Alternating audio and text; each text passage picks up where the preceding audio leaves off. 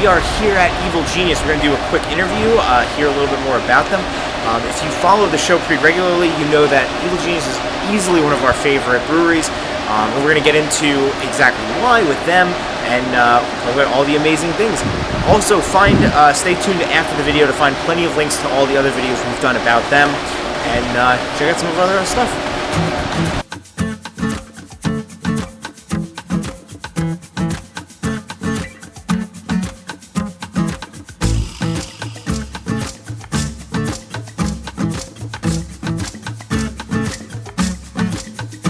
Welcome to Adult Beverages. We're on the road today. We're going to be at Evil Genius with Garret Lee. We're going to ask him some questions. So, first off, where are we? Where are we located? Right, so we are in Fishtown, just on the cusp of Kensington. Next block up is where Kensington starts. We're on Front Street, 1727 North Front.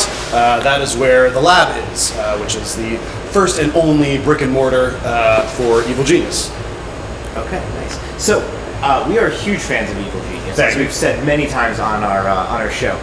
So, do you have any sort of insight into like how the history came about with naming the beers after pop culture references? Sure do. Okay. So the company's been around just shy of 9 years now. Okay. We started out contract brewing.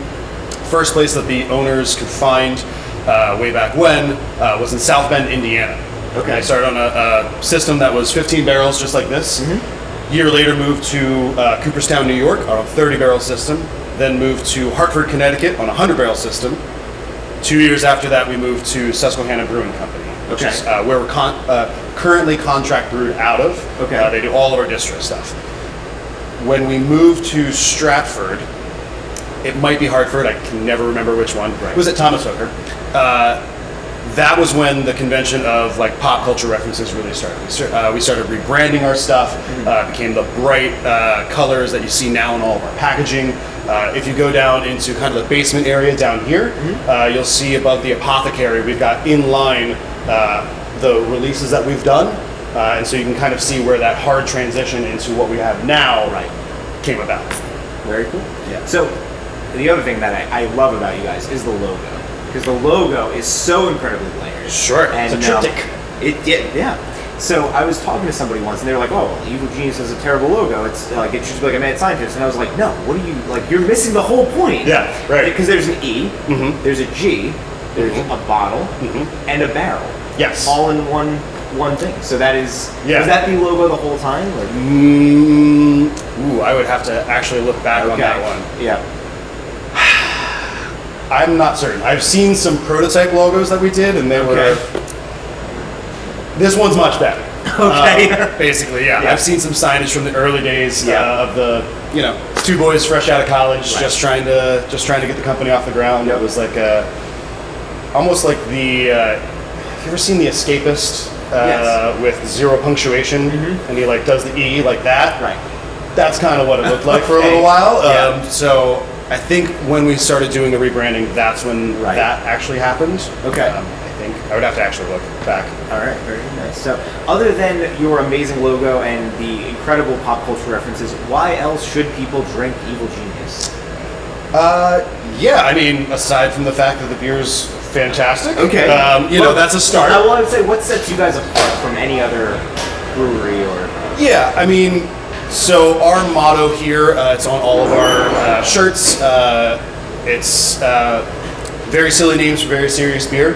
The theme for here is make beer fun again. Our head brewer now formerly worked at a different brewery that took themselves very seriously, which is fine. Right. Absolutely fine. I love the promotion of highbrow beer, but that wasn't obviously the kind of way that we do it here. Okay. And so the idea, if you come into our space here, you'll see, and just from our names and all of that, pop culture references. We do very silly, like, themed weekends. For instance, not next weekend, but the weekend after is the 15th anniversary of Pirates of the Caribbean being released. Okay.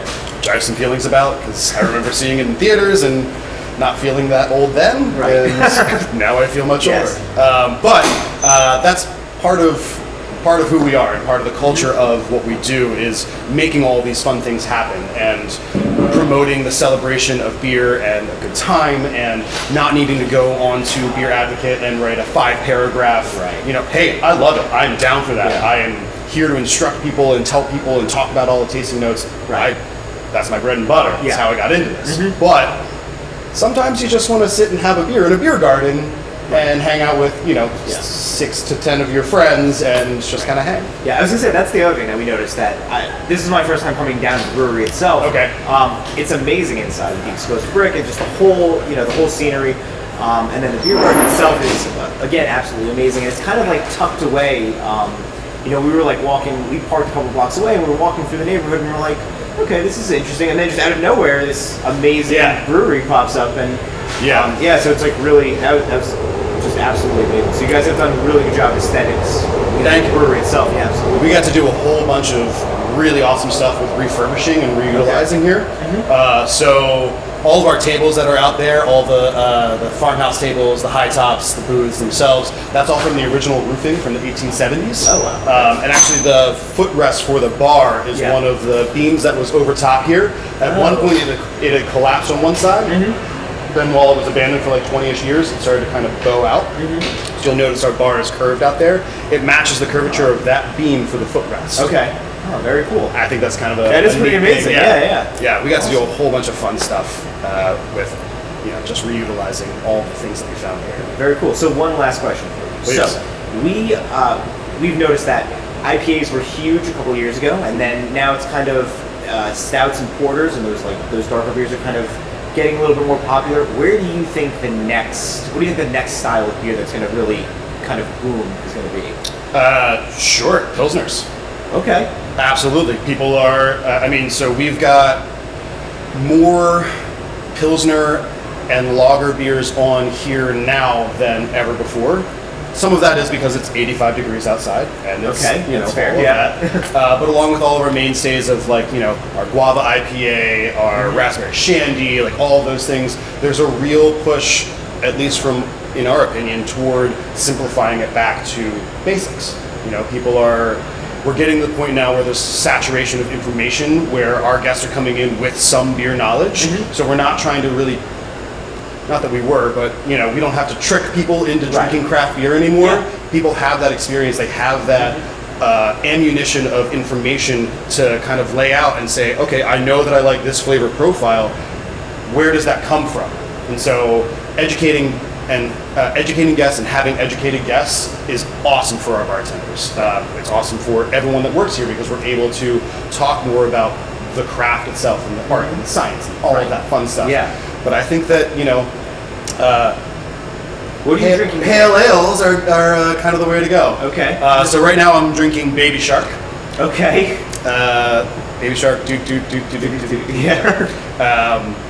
Yeah. Another recent release. We're going to do another release of this maybe in cans for Shark Week next month.